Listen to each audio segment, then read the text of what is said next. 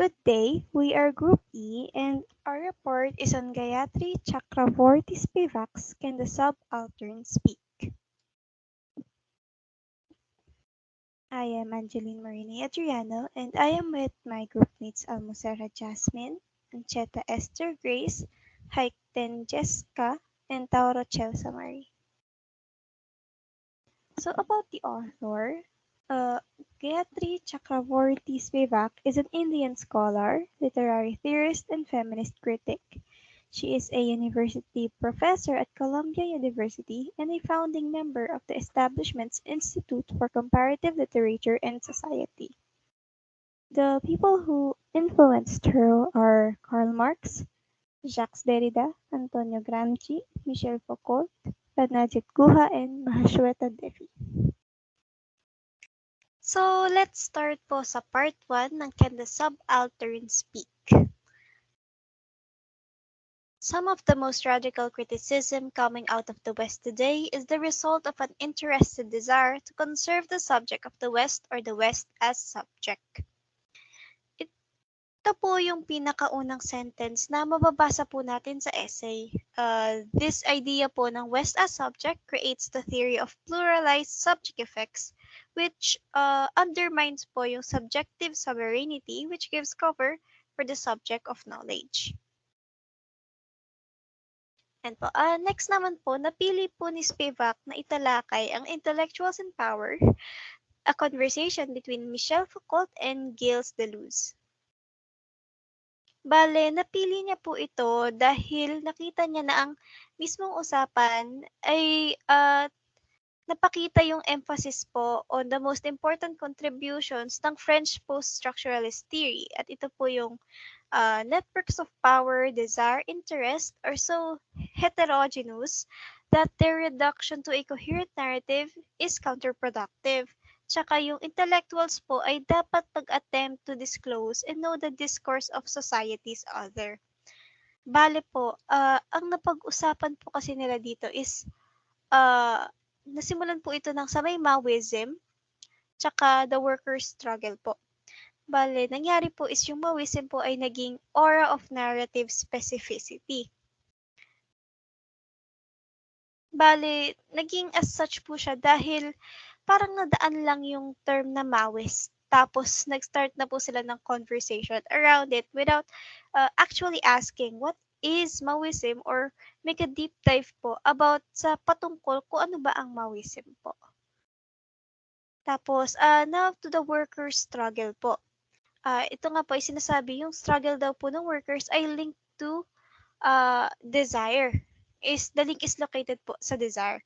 And ito po ang sinabi ni Deleuze po tungkol doon. We are unable to touch power in any point of its application without finding ourselves confronted by this diffuse mass, so that we are necessarily led to the desire to blow it up completely. Every partial revolutionary attack or defense is linked in this way to the workers' struggle.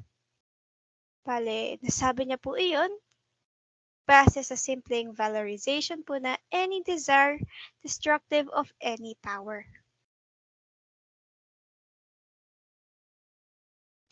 Ngayon po, si Deleuze tsaka si Guattari po, they attempted to make an alternative definition of the word desire po. Ang natukoy po roon ay desire does not lack anything. It does not lack its object. It is rather the subject that is lacking desire or desire that lacks a fixed subject. There is no fixed subject except by repression. Bale, yun nga po. Sa definition po kasi nila yun, it does not alter the specificity of the desiring subject and yung sa ginawa din po nila ngayon, hindi din po napakita na ito po yung desiring subject ng other. And their failure to consider the relations between desire, power, and subjectivity renders them incapable of articulating theory of interest. At ayun nga po, dahil wala pong theory of interest, there is a lack of ideology po. Pero as for Foucault naman po, Foucault's commitment to genealogical speculation rendered naman po his work to mere ideological critique.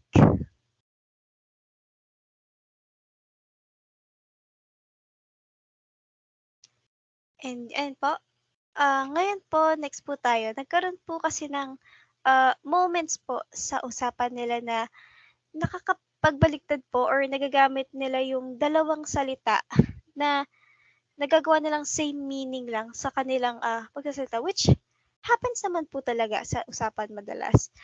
And it should be normal, pero kasi dangerous po siya kapag sabihin po natin intellectuals po yung nagkakamali. Kasi minsan po, kaysa exception, nagiging, nagiging rule na po ito ng followers na these words are the same, ganon, ganon po.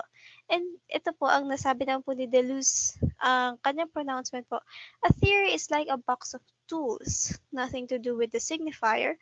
There is no more representation, there is nothing but action. Sa nasabi po ni Deleuze dito, it causes a problem po kasi may dalawang sense po ng term na represent po siya na nasabi at nagamit. And ito po yung representation which is speaking for, tsaka representation na represent. Bale, yung isa po is yung ikaw ang magiging tagapagsalita ng isang grupo at yung isa naman po ay bilang pagpapakita po muli nung tinutukoy. And para naman po sa last part, Spivak's view is that radical practice should attend to this double session of representations rather than reintroduce the individual subject through totalizing concepts of power and desire. Lang po. Next reporter na po tayo. Good day, I'm Chelsea Marie A. Tauro and I'm here to give you some information and discussion about the part 2 of Can the Subaltern Speak by Gayatri Chakravarti Spivak.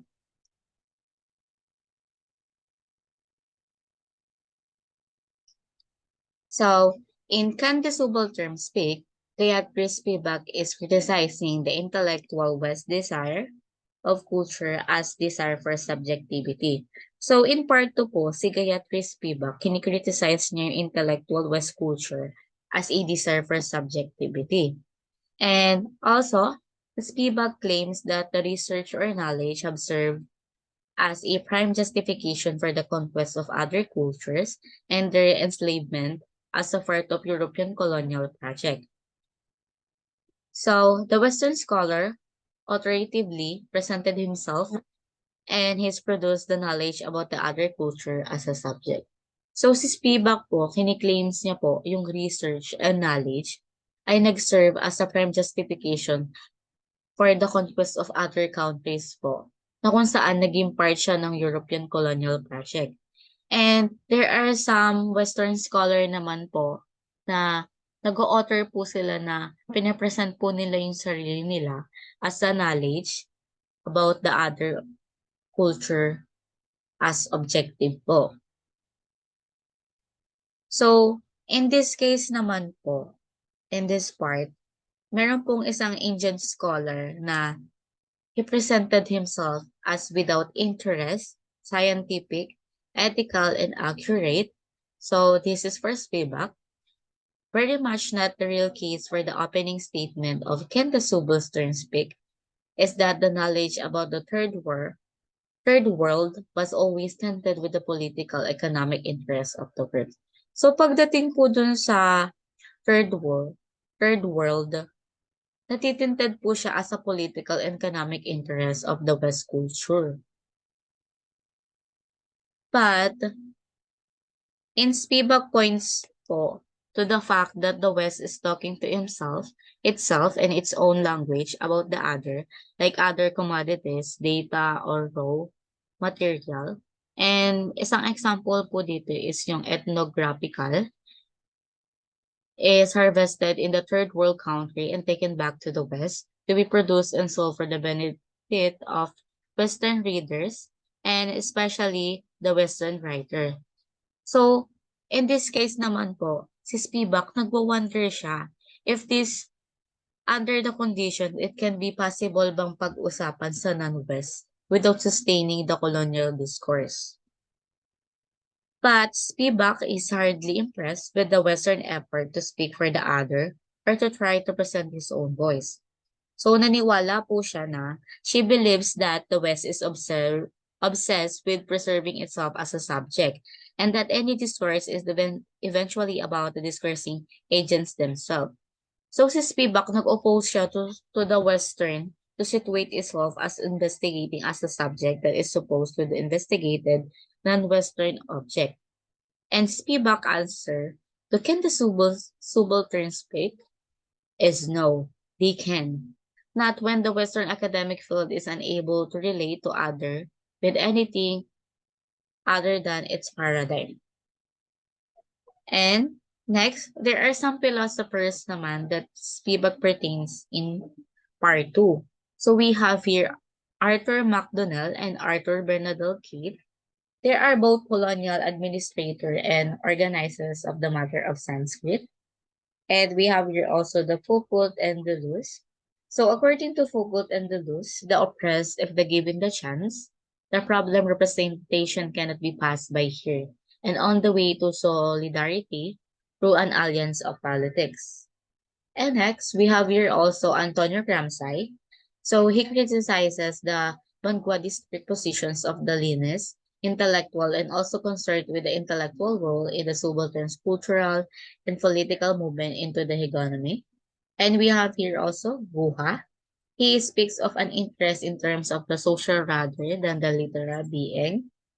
And we have here also then Chaudhury's, the perception that the Marxist view of the transformation of consciousness involves the knowledge of social relations seems to be more important in classical Marxism. And also other claims of Foucault and Deleuze, the rejections of Marxism and the source of critical motivations of subaltern studies group. And lastly, Keremacheri provides the following formula for the interpretation of ideology. And Foucault is a brilliant thinker of power in spacing but the awareness of topographical inscriptions of imperialism. And that's all for the part 2 of Ken Subaltern Speak of Gayatri Spivak. And that's all. Thank you.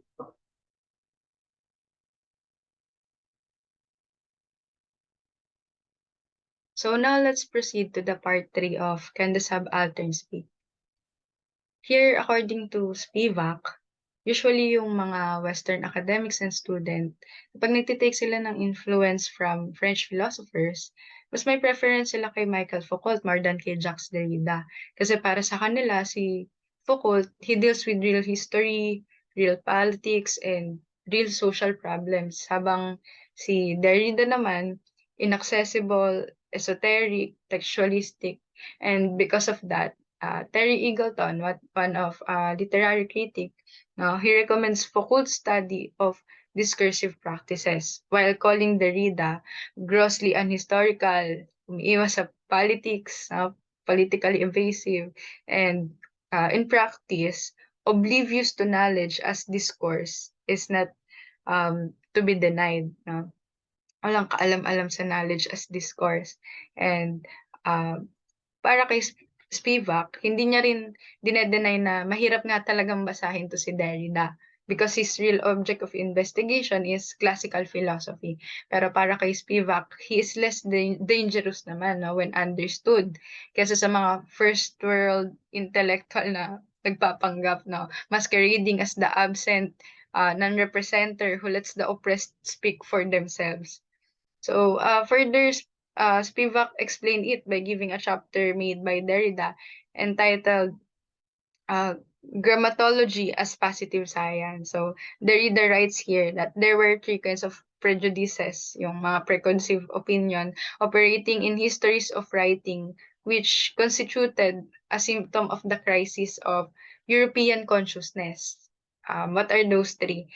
Theological prejudice, Chinese prejudice, and the hieroglyphist prejudice. Yan. So, here, Derrida makes Nietzschean philosophical and psychoanalytic rather than specifically political. choices to suggest a critique of European ethnocentrism in the constitution of the other. So, mas importante kay Spivak that as European philosopher, no, si Derrida articulate the European subject's tendency to constitute the other as marginal to ethnocentrism and locates that as the problem with all logocentric and therefore also all grammatological endeavors, since the main thesis of the chapter is complicity, being involved with others in wrongdoings, diba? Activity between the two, complicity between the two. So it is not a general problem but a European problem. So, ang maganda kay Derrida para kay Spivak is that nakafocus lang siya dun sa specific or kung ano yung pinag-uusapan, yung context. Hindi siya lumalampas doon. Ayan. Hello, I'm Jasmine. This discourse is about the part 4 of this book titled Can the Subaltern Speak? I'm with Jessica Haikten to explain the context of this part. Next. In this part, nagsimula ang paragraph sa pamamagitan ng two opening statement or question. First question, can the subaltern speak? Second question, what must the elite do to watch out for the continuing construction of the subaltern? For Spivak, subaltern are those people, especially women, who are deprived, those who can stand up on their own and speak up for themselves. She added that subaltern are those who belongs to the third world countries. Because of this, they are divided by many aspects of life.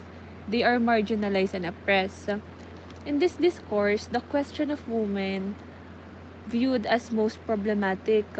Back to any era, the discrimination among race, gender, and social strata are always existing.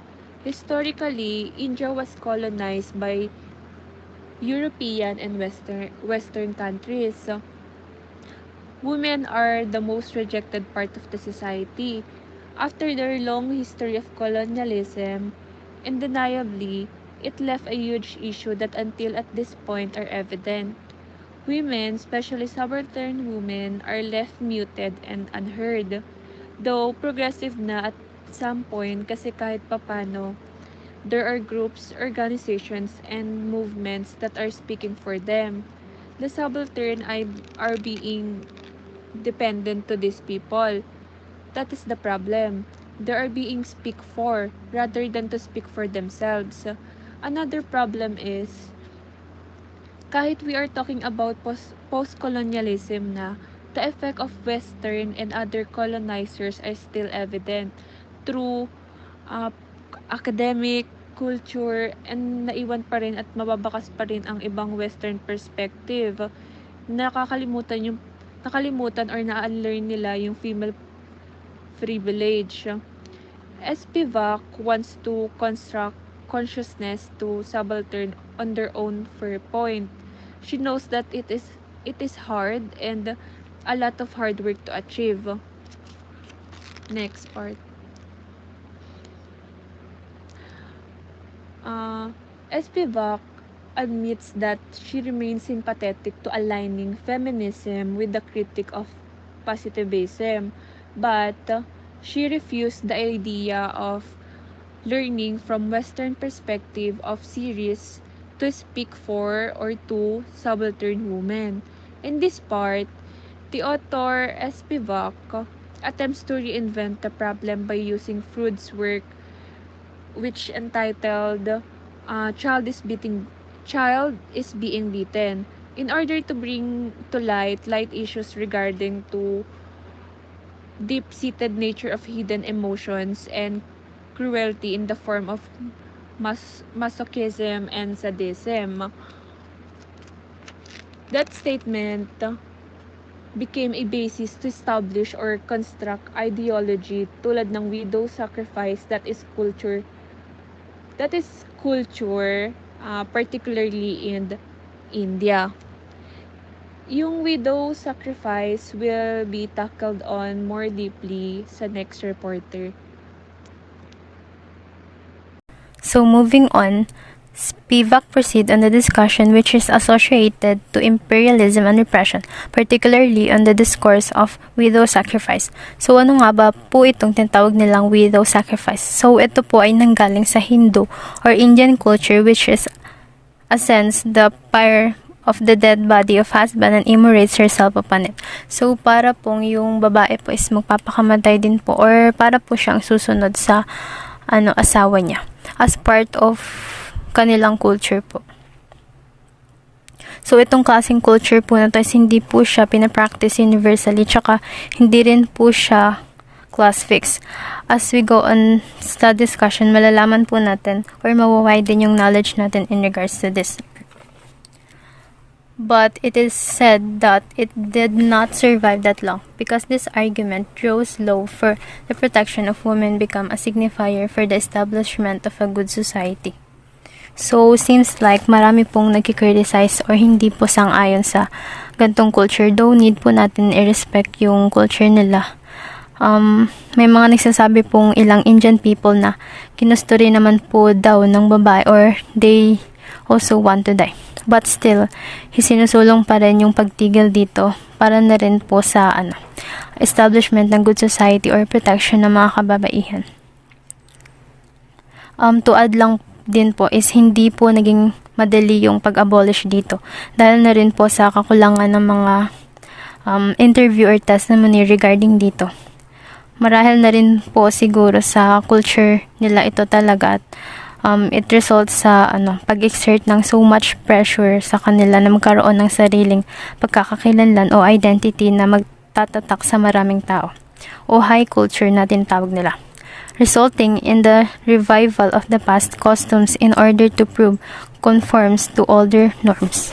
Spivak's theoretical description of episteme as knowledge to separate a ritual that is fixed by superstition and crime that is fixed by legal science. Spivak does not support sati, that the ritual was refined not as superstition but as a crime. She also discussed the irony locating in woman's free will in the self-immolation and identifying individual agency with the supra-individual. That killing herself on the husband's funeral is like killing the female body in the entire cycle of birth.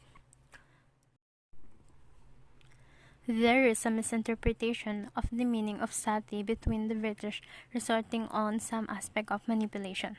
Sati could thus simply mean a virtuous wife, na somehow nag-cause ng error sa part ng British or misinterpretation. And the statement of white men saving brown women from brown men, British trying to impose upon the word greater ideological construction by identifying good wifehood with self-immolation, so they all part of manipulation. Spivak uses the example of the case of Bhumaneshwari Badri, who hung herself at her father's apartment. She was part of some militant group or organization na lumalaban po para sa kalayaan.